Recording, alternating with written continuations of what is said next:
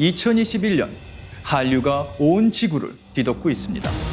K-팝 스타 BTS가 UN에서 연설을 했고요. 한국 드라마에 나온 추리닝이 할로윈데이 전 세계에서 사랑받는 코스튬이 되었습니다. 그런데 말입니다. 이 와중에 웹툰, 우리의 웹툰이 최근 세계 컨텐츠 시장에서 1, 2년 동안 슈퍼 루키로 급부상하고 있다고 합니다. 그런데 말입니다. 외국인들이 보고 있다는 이 웹툰, 우리가 한국에서 보고 있는 웹툰과 같은 작품일까요? 어떤 언어로 누가 번역을 한 작품을 보고 있는 걸까요? 궁금하지 않을 수 없었습니다. 웹툰은 어떻게, 어떤 과정을 거쳐서 번역이 되는지 카카오 엔터테인먼트에서 번역을 관리하는 각국 리더들에게 물어보기로 했습니다. 이게 한국의 되게 유명한 배우님 따라하는 거거든요. 어렵네요, 진짜. 이렇게 만나뵙게 해서 너무 반갑습니다. 한 분 한 분 소개해드리도록 하겠습니다. 카카오 엔터에서 현지화를 담당하시는 로컬리제이션 팀의 장 리더이신 분이시죠. 이재원 팀장님 함께했습니다. 로컬리제이션이라는 게 간단하게 한국말로 생각하면 현지화라고 번역을 할 수 있을 것 같은데 이게 굉장히 범위가 넓잖아요. 어느 정도까지 담당하시고 정확히 어떤 일을 담당하시는지 궁금해요. 메인으로 번역하는 매체는 웹툰이 될 텐데요. 네. 이제 웹툰 같은 경우는 그래픽적인 면이랑 언어적인 면을 다 이제 현지에 맞게 각색하는 그런 작업을 통틀어서 이제 저희가 현지화라고 생각해 주시면 될 것 같아요. 비주얼적인 면도 신경을 좀 써야 된다는 말씀이잖아요. 네, 그렇죠. 정말 많은 분들이 정말 고생을 하고 있겠다는 생각이 좀 들거든요. 네. 규모 어느 정도 되나요, 팀이? 지금 앉아 계시는 이제 심정님 또 이제 중화권 이제 현지화 담당하고 계시고 저희 팀 같은 경우는 이제 글로벌 로컬리제이션 팀이 있는데 영어랑 유럽어권을 담당하고 있고 그 외에도 각국에 이제 로컬라이징을 하고 계시는 분들이 꽤 많이 계셔서 이제 통으로 합치면 한 100여 분 정도 계신다고 생각하시면 될 것 같아요. 한 분 한 분 어느 담당을 하고 계신지 제가 또 소개해드리도록 하겠습니다. 영어권 담당을 관리하고 계시는 레티샤 웰스 모셨습니다. 프랑스어권 담당하고 계시는 미아 씨 모셨습니다. 환영합니다. 중화권 언어 담당하고 계시는 심정 씨 모셨습니다. 오프라인으로 이렇게 리더 4분 저희가 함께하고 계시고요. 비대면으로도 지금 저희와 함께하고 계신 분들이 계십니다. 태국에서 담당하고 계시는 나 씨 함께하고 계시고요. 또 대만권 담당하고 계시는 셀리나 씨 계십니다. 안녕하세요. 안녕하세요. 반갑습니다. 본격적으로 시작해 보도록 하겠는데요. 이 리더분들과 함께 여러 가지 얘기 좀 풀어볼 것 같은데 웹툰이라는 컨텐츠가 대한민국의 종주국이다라고 이렇게 딱 못 박아서 작가님이 써주셨더라고요. 플랫폼에서 여러 가지로 이제 무료로 웹툰을 올리는 걸로 시작한 게 이제 웹툰이잖아요. 네네. 보통 처음에는 일상툰으로 시작을 많이 했었는데 그게 아마 2003년 그때부터 이제 시작된 포맷이고요. 기존의 만화랑은 다르게 페이지 형태가 아니라 이제 스크롤로 이제 내려서 보게 되는 이런 포맷은 한국에서 처음 발생한 게 맞습니다. 어느 정도로 좀 규모가 진행되나요? 2013년, 14년 이때에서부터 이제 웹툰이 일본을 비롯해서 각국에 많이 나가기 시작했고요. 미국에도 나가고 저희가 유럽어권 같은 경우도 점점 더 이제 시장이 넓어지고 있는데요. 한 2, 3년 새에 지금 굉장히 웹툰의 세계화가 가속화되고 있는 상황입니다. 우리 시장 내에서 한 10여 년간 내공이 쌓인 다음에 이게 폭발적으로 지금 진출하기 시작했다는 그렇죠. 말처럼 들리는데 이건 사실 한국인 2명이 얘기했기 때문에 조금 팩트체크가 필요하다는 생각이 들어요. 웹툰이라고 불리는 포맷이 실제 미국에는 없었어요, 이전에? 네, 그래 없었어요. 그냥 네. 온라인으로 코믹을 읽을 수 있는데 네. 스크롤 포맷을 읽을 수가 없었어요. 만화책이 온라인에 올라가 있을 뿐 네. 스크롤하면서 만화를 본다는 개념은 원래 없었고요. 네네네. 서구권이야 그렇다 쳐도 중국은 우리가 서로 한국과 문화를 많이 서로 영향을 주고받잖아요. 네. 중국에도 웹툰이라는 포맷이 원래 없었던가요? 원래 없습니다. 일부 만화책 많이 봤고요. 네. 그 다음에 뭐 애니메이션 좀 보고 그 다음에 2010년쯤에 한국에 그 웹툰 형식이 생겼습니다. 개인적으로 저는 참 이런 국뽕이라고 표현하죠. 이런 걸 공개적으로 잘 안 하거든요. 근데 외국 리더분들의 얘기를 이렇게 들으니까 야 이거 진짜 우리 게 맞구나.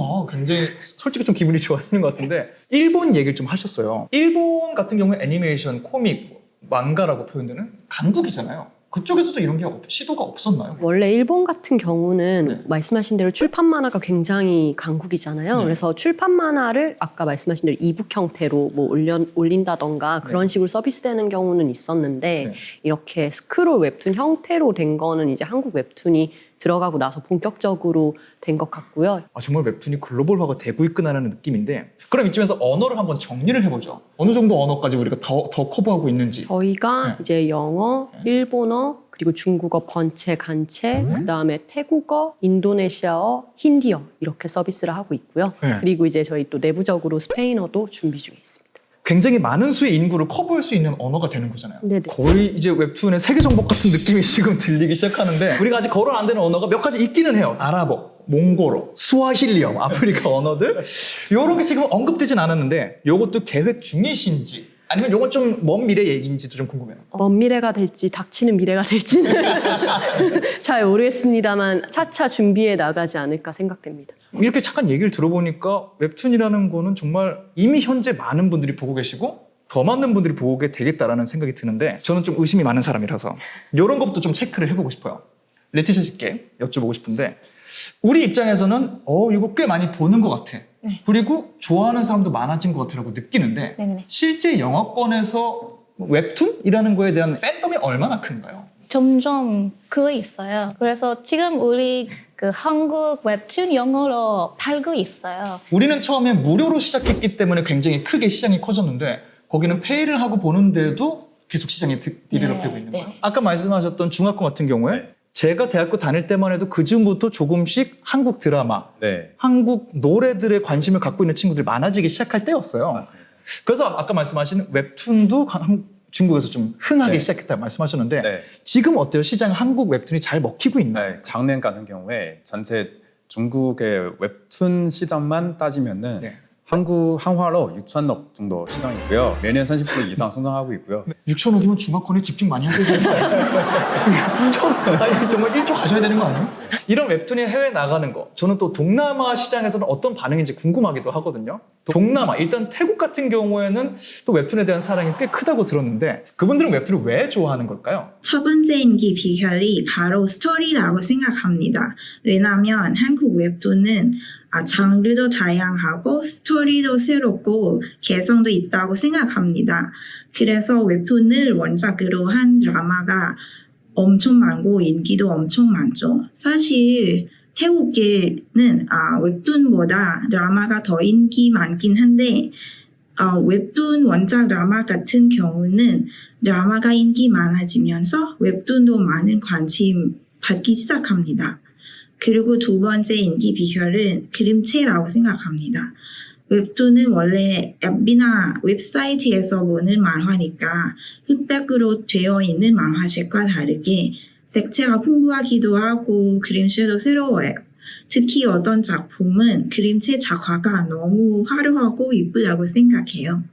뭔가 스토리 그리고 드라마 여러 관점을 통해서 여러 시작점이 달라도 그 귀결되는 게 또 웹툰이라는 것도 신기한 것 같고 이질적일 수 있는데도 보시고 나서 매력을 느꼈다는 지점이 정말 컨텐츠로서의 매력이 있다는 생각이 좀 드는 것 같아요. 프랑스어권 같은 경우에도 한국의 그림체, 한국의 스토리텔링, 한국의 웹툰이 건너갔을 때 어떤 매력으로 느껴지는지 궁금해요. 한국 웹툰의 경우에는 그림체도 화려하고 색감도 훨씬 더 화려하고 장르도 많기 때문에 불어권 만화들을 읽었던 분들이 관심을 많이 갖게 된 것 같아요. 오히려 좀 새로움에 대한 호기심이 있는 편일 수 있겠네요. 말씀하신 대로 그 그림체랑 비교했을 때 또 우리나라에서 만들어진 웹툰은 느낌도 많이 다르기 때문에 새로운 컨텐츠로 많이 접근하실 것 같다는 생각이 좀 들어요. 그런 웹툰에 대해서 오늘 정말 각국 리더분들과 함께 본격적으로 어떻게 현지화를 하고 계신지 어떤 과정을 거치는지 카카오 웹툰에서 제공하고 있는 대표적인 3가지 작품을 통해서 현지화 사례들 하나씩 살펴보도록 하겠습니다. 한국 MZ세대의 이 감성을 너무 잘 담아낸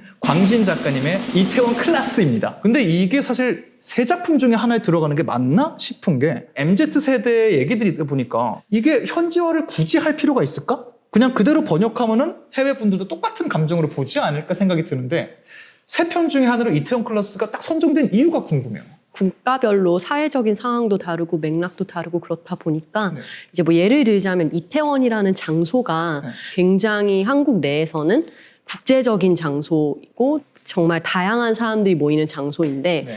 그냥 우선 이태원이라는 곳을 모를 거고요. 외국분들이 그런 맥락이 없이 그냥 던졌을 때는 모르실 수 있는 거죠. 그래서 그런 부분들을 저희가 최대한 이제 보시면서 바로 그냥 이해하실 수 있도록 현지화를 하는 노력이 필요합니다. 네. 한국의 지형, 그 로컬에 관해서는 사실 아주 잘 알려지지 않았기 때문에 오히려 현지화가 더 필요할 수 있겠다는 생각이 드는 것 같아요. 멍청했던 질문 상태. 아닙니다.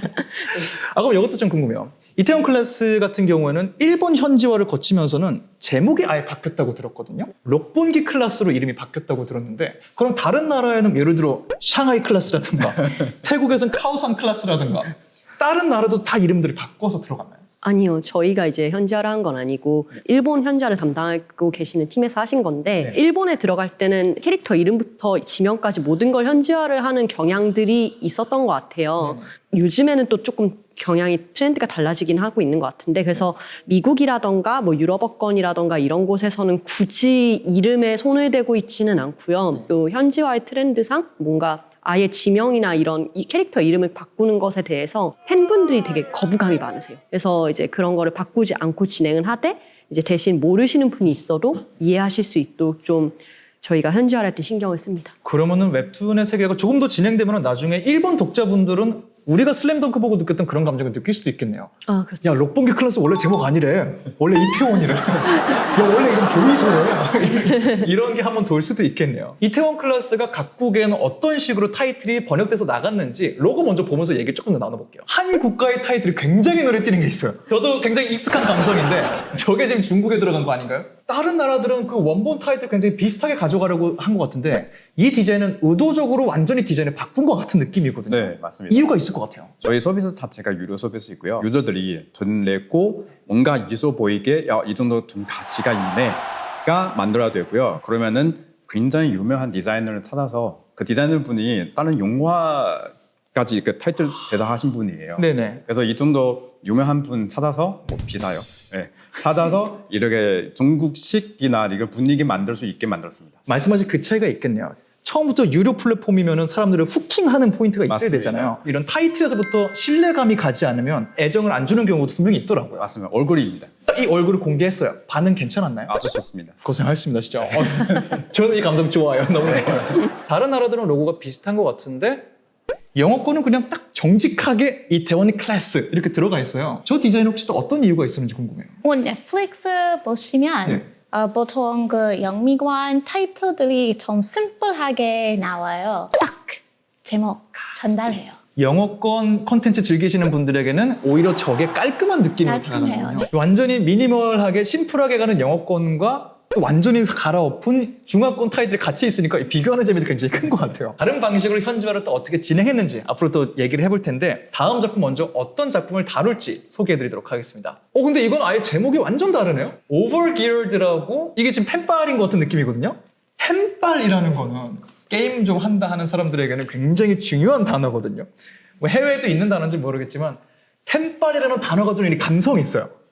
굉장히 모멸적인 단어이기도 하고 내가 당당하게 사용한 뻔또 하나 단어일 수도 있는데 overgeared는 뭔가 그런 느낌은 없단 말이에요. 뉘앙스가 사라진 느낌이 드시나요? 약간 약해진 느낌인데 overgeared로 간 이유도 일단 궁금해요. 웹툰이 나가기 전에 네. 공식적으로 웹소설이 이 영어로 서비스가 됐을 때도 오버기어드라는 제목으로 나갔기 때문에 이미 그걸로 작품을 접하신 분들이 있고 제목을 또 동일하게 하는 것이 좋다는 판단이 있었고요. 네. 그거 외에도 이제 어떤 템빨 무슨 빨 이런 어떤 굉장히 한국적인 속어인데 말을 만들어내거나 해가지고 제목으로 쓰기에는 조금 리스크가 있다라고 판단을 했고 오버기어드도 결국은 템빨이랑 비슷한 뜻이거든요. 그래서 그쵸. 영미권 사람들이 보기에는 무슨 뜻인지 굉장히 직관적으로 이해하기 편하기 때문에 저렇게 하게 되었고 특히 이제 geared라는 게 이제 아이템을 많이 갖고 있고 뭔가 이런 얘기를 할 때 geared라는 말을 쓰는 건데 네. 뭔가 게임 장르의 웹툰이라는 거를 바로 직관적으로 보일 수 있다는 점도 되게 좋았던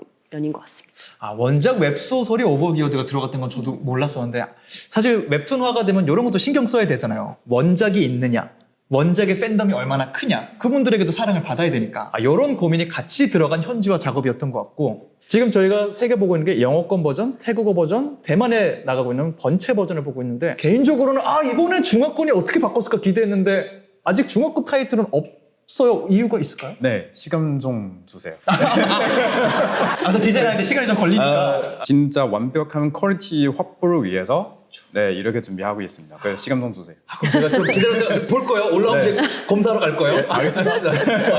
템빨은 중화권에서 어떤 타이틀로 나올지 많이 더 기대해 주시면 좋을 것 같고요. 대만 서비스되는 거는 대만에 계신 셀리나 씨가 요 타이틀 설명을 좀 해주실 수 있을까요? 템발이라는 말이 외국인 입장에서 봤을 때도 굉장히 특별한 표현인데요. 대만에서 자주 쓰는 말 중에 쟁이라는 말이 있는데 그거는 뭐뭐꾼 또한 뭐뭐 쟁이를 표현이 가능한데 템발은 이 장비를 많이 가진 캐릭터다 보니까 저희는 장비를 그대로 번역하고 그 뒤에 쟁이라는 말이 붙어서 장비쟁이 또한 장비꾼 같은 표현을 한번 만들어 봤습니다. 대만 사람들이 쉽게 받아들일 수 있고 또 재미를 느낄 수 있는 타이틀이라서 결과물이 잘 나와서 저희도 매우 만족한 작업이었습니다. 템빨을 조금 직역하려고 노력하신 케이스이기도 하네요. 템빨 같은 경우에는 액션, 판타지, 게임까지 아우르는 여러 장르가 혼합되어 있거든요. 오늘 세 가지 작품 중에 하나로 템빨이 선정된 이유도 좀 궁금해요. 한국 게임이나 이런 것들이 굉장히 인기가 많잖아요. 네. 국제적으로도. 근데 이제 그런 한국 게임, 온라인 게임이나 이런 데서 나오는 스토리텔링이나 이런 부분을 반영해서 만들어진 액션 판타지물이 굉장히 많고, 그래서 그거는 다른 나라에서 볼 수 없는 또 이제 스토리텔링이 있기 때문에 좀 특징적인 부분이 있어요. 이런 장르의 웹툰이 어떻게 번역되는지를 알려드릴 수 있으면 또 재밌을 것 같아서 말씀드리게 되었습니다. 마지막 저희가 준비된 작품은 로맨스 판타지인데 여러 장르가 있고 여러 작품이 있을 것 같은데 여러 로판 중에 어떤 작품 저희가 다루게 될까요? 저희가 다루게 될 작품은 록사나 여주인공의 오빠를 지키는 법. 로판 작품이 정말 많은데 록사나는 저도 보면서 정말 재밌게 봤는데 와 세네 라는 생각을 할 정도로 저희가 지금 이미지도 보고 있지만 초반에 나와요. 이건 피페 로맨스 작품이다 라고 나와요. 로판의 장르가 굉장히 서브 장르라고 해야 되나요? 굉장히 많잖아요. 피페 로맨스라는 서브 장르의 느낌은 지금 저희가 번역된 걸 보고 있는데 어떻게 번역을 해야 되냐 이런 느낌은. 이게 조금 어려운 게 네. 우리나라에는 어떤 장르를 얘기하는 해시태그들이 굉장히 많은데 각국 언어로 다 있지가 않아요. 우리나라에서 얘기하는 유가물, 피폐물 뭐 이제 이런 것들에 다 있지는 않기 때문에 설명을 하기가 굉장히 어려운 거죠. 어떤 맥락과 역사를 갖고 있는지를 또 설명해야 되잖아요. 독자분들이 그걸 다 일일이 읽기 힘들어하시기 때문에 여기서는 피페 로맨스 장르를 설명하는 시는 아니었기 때문에 비극적인 로맨스 노블, 로맨스 소설이라고 번역을 하게 된 사례입니다. 정말로 다짜고짜 이건 피페 로맨스다 하면은 오히려 어색할 수 있으니까 영어권에서는. 근데 트래직 로맨스라는 거는 뭐 로미오와 줄리엣부터 여러 로맨스의 트래직 로맨스라고 우리가 불렀잖아요, 영어권에서는. 네네. 그래서 좀 익숙하게 다가가신 느낌이 좀 네네. 드는 것 같고, 그럼에도 불구하고 이게 좀 나갈 수 있다는 거는 어떤 면에서는 로맨스 작품이 갖고 있는 클리셰라고 해야 될까요? 굉장히 변주가 되고 세 보이기도 하지만 결국은 둘이 사랑하는 이야기, 모두가 공감하며 볼 수 있는 사랑의 감정을 다루기 때문에 어떤 면에서는 글로벌하게 나가기 더 편하겠다라는 생각이 좀 드는 것 같아요. 어때요? 로맨스물 같은 경우는 좀 익숙하게 나갈 수 있는 작품인가요? 영어덜트 소설이나 일본의 라이트 노벨에 찾아볼 수 있는 클리셰를 많이 활용을 하는데요. 클리셰의 변주를 줘서 서브컬처를 다양하게 만들어서 더 많은 독자들을 끌어모으는 것 같아요. 확실히 그런 변주를 보는 재미도 분명히 있기 때문에 어떻게 장르를 장난칠까 하는 것도 보는 재미가 있어서 이걸 아마 세 번째 작품을 고르셨던 것 같은데 너무 재밌더라고요. 너무 재밌고 지금 휴지하고 계신데 그랬죠, 작가님? 네네. 중간에 끊겨갖고 지금 이거 어떻게 끝나는지 너무 궁금한데 빨리 작가님 보고 계시다면 빨리 좀 부탁드리도록 하겠습니다. 이쯤 되면은 빨간색이기 때문에 또 여쭤보고 싶은데 중국어도 또 준비 중인 건가요? 같이 또 시간이 걸리는 건가요? 시간 좀 주세요. 그러면 그럼 이것도 여쭤보고 싶어요. 영어 타이틀 같은 경우에는 네. 완전히 새롭게 또 리메이크를 하셨어요. 네. 이 디자인 배경이 좀 궁금해요. 이거 로맨스 판타지이니까 조금 더 예쁘게 좀 반짝반짝하게 네.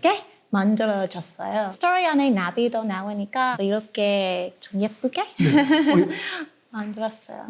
다른 타이틀에는 저 동나비 극중에 나오는 동나비라는 그 형체가 등장하지 않았거든요, 타이틀에. 근데 이런 것도 좀 녹여내면서 이런 게 등장할 것이라는 암시까지 좀 넣어준 것 같아서 각국 문화에 따라서 타이틀에서부터 차이가 이렇게 나는구나. 재미가 좀 있는 것 같아요. 조금 더 한 발 더 나가서 이런 웹툰들 어떻게 전 지구적으로 뻗어나가고 있는지부터 다뤄보도록 하겠습니다.